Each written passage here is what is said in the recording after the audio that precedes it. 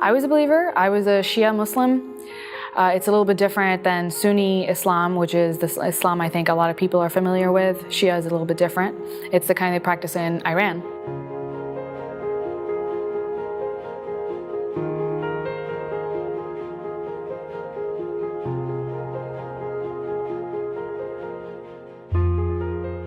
I believed for a long time, and I participated in the local community in Houston, Texas, which is actually a pretty large community of Muslims. And I did that for a long time until I decided that it doesn't make any sense.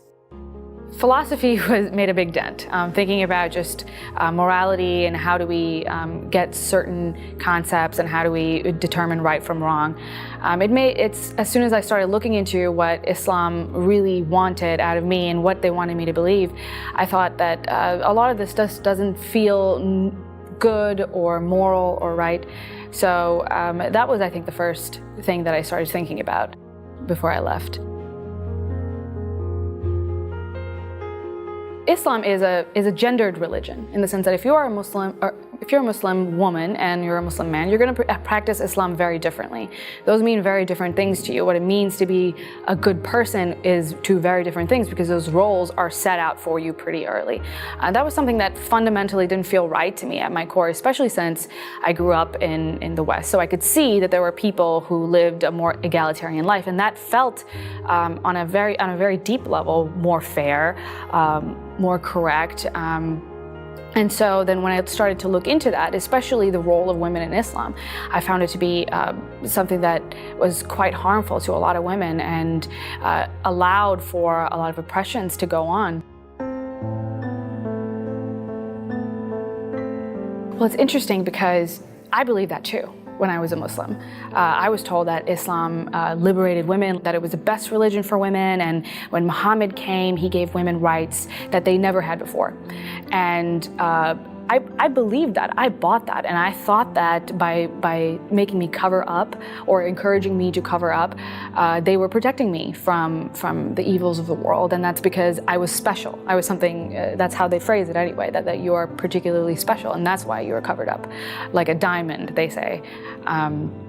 So I actually felt that Islam was good for me until I really started looking into the specifics of it. I started looking into what a woman's worth is. For example, there's a lot of specific parts of Islam that dedicate, 2 witnesses that are female for every 1 male in court. Sharia law tells you how inheritance with men and women is different, and it doesn't really make any sense why a daughter would get less inheritance than a son. And so when you look at it through that perspective, it's very clear that it's not an egalitarian religion. I'm an atheist and I'm a humanist, I'm a free thinker. I call myself all those things. I think they mean different things to me, and I ascribe those labels to myself. I left religion around the age of 16. I met my first ex-Muslim at the age of 21, 22. And then we decided that it'd be good to start an organization where other people can see the benefits of meeting people like them and having that support. And so we started the Ex-Muslims in North America.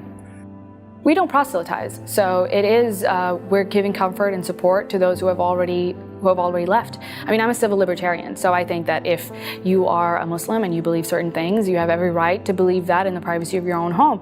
I have a problem when those beliefs start harming other people, when they start harming women, when they start harming children. That's when I have a problem, and that's when I want to get involved. Otherwise, if that you're going to do whatever you want in the privacy of your own home, that's perfectly fine with me. So I don't really proselytize.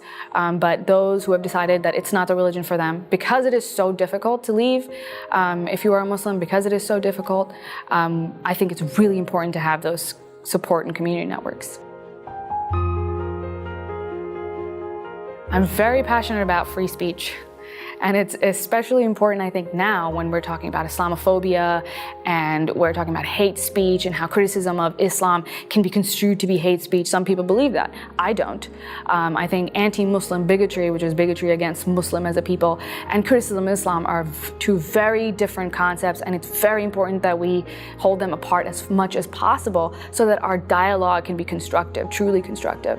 And there's so many people who want Islamophobia to mean, and so many Muslims especially, who want Islamophobia to mean criticism of the religion as well, not just the people. They want to conflate those two terms because it's good for them. They don't want people to talk about their faith in a negative way.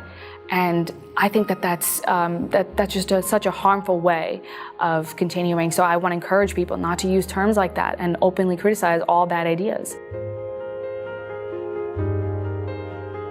I know when I thought to myself, I think I'm an atheist. I think I'm not going to buy any of this. It felt like a weight was just lifted off my shoulders, and the world felt like a bigger and more beautiful place immediately. I mean, it was shocking, and it was kind of scary because now there was this chaos that didn't exist when my world was ordered in the way that Allah wanted it to be.